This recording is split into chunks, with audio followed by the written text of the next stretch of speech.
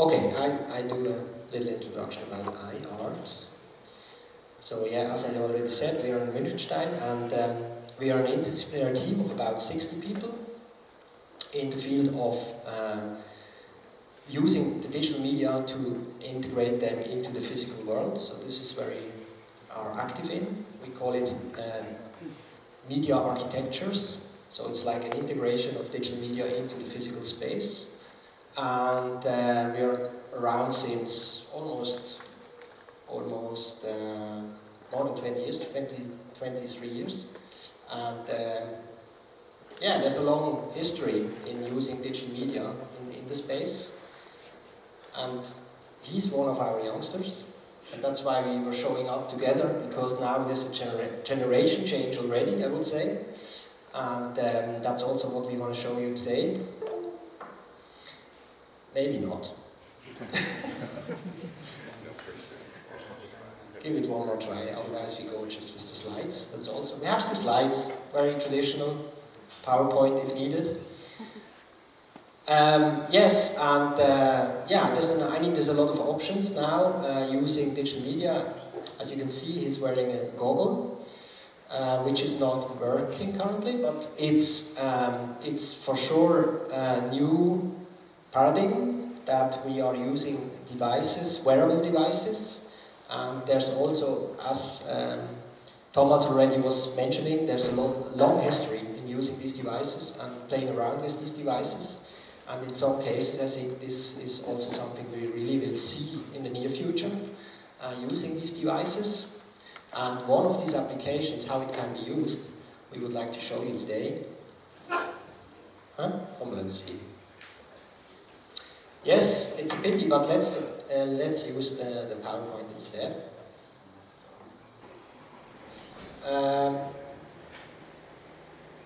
No, let's jump to that. To this one. So, as an introduction, I would like to show you a very old chart, which is actually from '94 by Milgram and Takemura. Some of you probably know it. It actually spans the world between reality and virtual reality. And we are acting in between this range. So we are very often in the museum, and sometimes we are remote, and sometimes even in the metaverse. But what happens in between these two worlds? So on one hand, it's when you go from reality into the virtuality, there's augmented reality. And if you come from the virtual reality into the real world, it's augmented virtuality. Today we call it mainly mixed reality. So everything in between these two edges is mixed reality, and very often used now, it's extended reality. But extended reality is going further right, so going into the metaverse. So it's bridging all these different aspects of combining the real world with the virtual world. That's the field we are active in. We started in this range. So as you can see on the lower left, there's a lot of applications. This, for example, is a physical book with a digital layer on top. So you turn the pages, it's really a smooth digital analog experience combined with a digital experience, because everything which is text-based is projected into the book in real time. So you can change the language. You can even interact with the book. You can change colors. You can play around in the book. And so it's a real physical experience combined with a digital layer. This one is probably something you know very well. It's an augmented reality app on a tablet in combination with a physical model. And you can dive into, in this case, it's for Schindler, so it's about elevators, how urban mobility works. And you can go into scenarios to learn about their products. So this is actually, I would say, this is the part on the left side. So coming from reality and adding layers to the reality. Based on the concept of a digital twin, we are now able to bridge to the other world. So if we have an appropriate digital model, which is real-time capable, we can bridge this world and go into the augmented virtuality. One example we're showing here is audio-based. It's just an audio experience in an art exhibition. So you're walking through art exhibition using or wearing a headphone, which tracks you in real time. So every person is tracked in real time. We know the position, we know where the people are looking at. And what happens is that we virtually render audio sources into the physical space. So pictures can start to produce sounds, you can hear voices, someone talking to you, and so on. There's a lot of possibilities based on the digital twin, where all the visitors in the museum are kind of players in this multiplayer game. And things are triggered by the game logic and then happening in the physical space. So by the use of the digital twin, we get access to a new world, which gives us the chance to bridge the physical into the virtual world. So, but what is in the DNA of iArt is that we're always location-based. So everything we do has something to do with the physical space. So we do not websites or things like that. So it's always linked to a physical experience in a space. And that's why we were starting very early in 2003. We were starting exploring the possibilities of using augmented, or in this case, mixed reality in the public space, in the open space. This was a research project with the University of Applied Science and Jan Torbos called Live Clipper. And this is the gear. You see, it's kind of crazy. This was the GPS antenna. I don't know, it was about 15 kilograms of material you're wearing around. You were actually capable of, maybe you could go to the next page. You were actually capable of walking through walking in the site. In this case, in the Novartis campus park, which is now finished. These days it was a concept. So you see how the park, some of the designs were, how the planning was for some of the designs of the park. You were able to walk through these scenarios based on this tracking by very accurate GPS and IMU systems and gyroscopes and so on. And the only interaction you had, or feature you had, is actually the lift. So you see here, there was a button, you could push a button and then you travel up 20 meters. So you have the bird's view to see the model from the top. So this was the only feature. The rest is just walking around and having a look inside the model.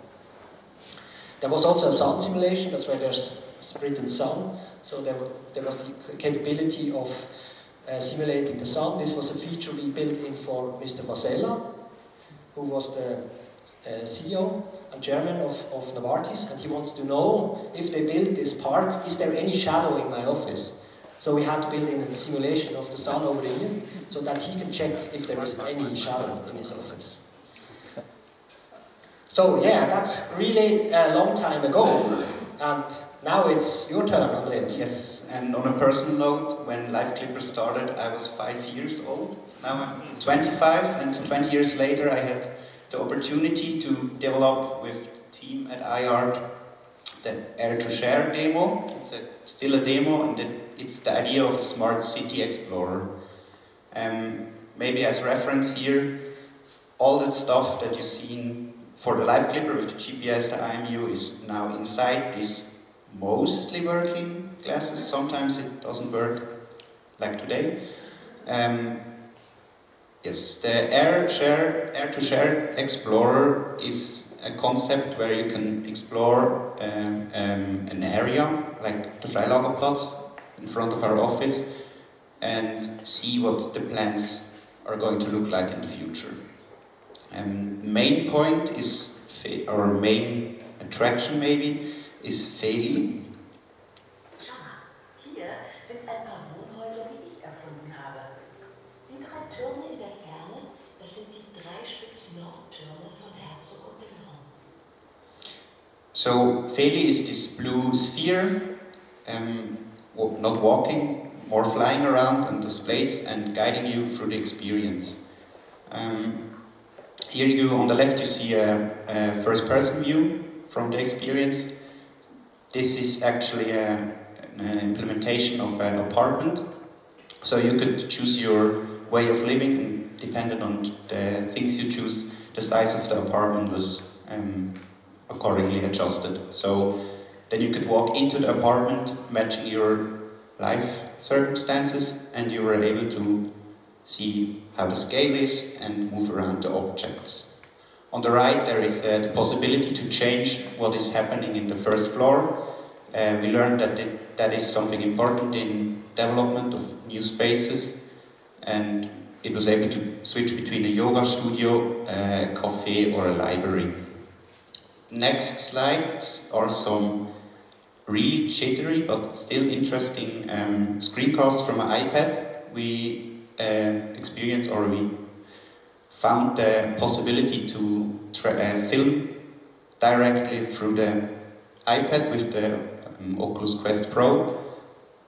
It's still experimental, that's why it's a bit jittery, but we think it's funny to see the person acting inside the scene. On the left you see the park demo scene, where you were able to place objects and design the park you would like to have.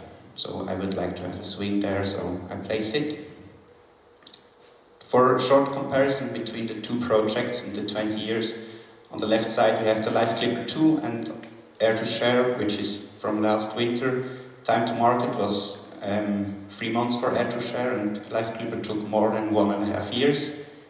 AIRE to Share is also much more cheaper, it's 2,000 francs. It's also going to be a lot cheaper, the glasses, as some of you may know. And also the basis for content creation is much different now. You have asset stores, you have 3D assets online, which you can just plug and play into the program. And also the usability for the end user is much more enhanced. You have Live Clipper, you needed a guy putting you the backpack on, explaining what you have to do. You were limited to only a lift function, and right now in the AIRE to Share we have much more to do with hand tracking and voice commands. So I give the word to Valentin back.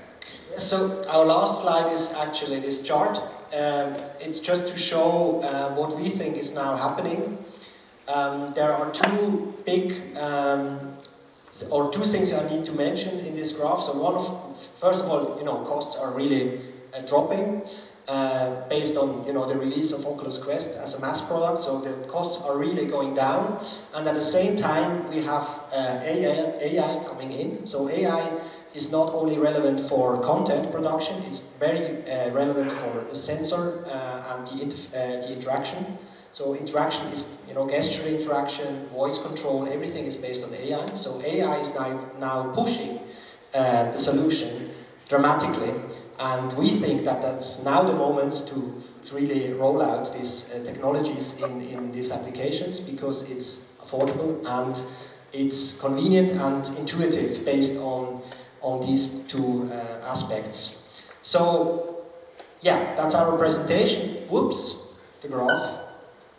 Grows. And we hope that we can soon welcome you on the Freilagerplatz with our first application. We have a demo. If you ever want to see the demo, you're welcome to reach out to us and see it working. And on the other hand, next year for sure there will be also a large-scale demo where we try to work with 50 goggles in parallel. So it's a collective experience, 50 people at the same time in one experience, and then they can interact with each other. So it's really about a collective experience. So that's the thing from us. Thank you very much. And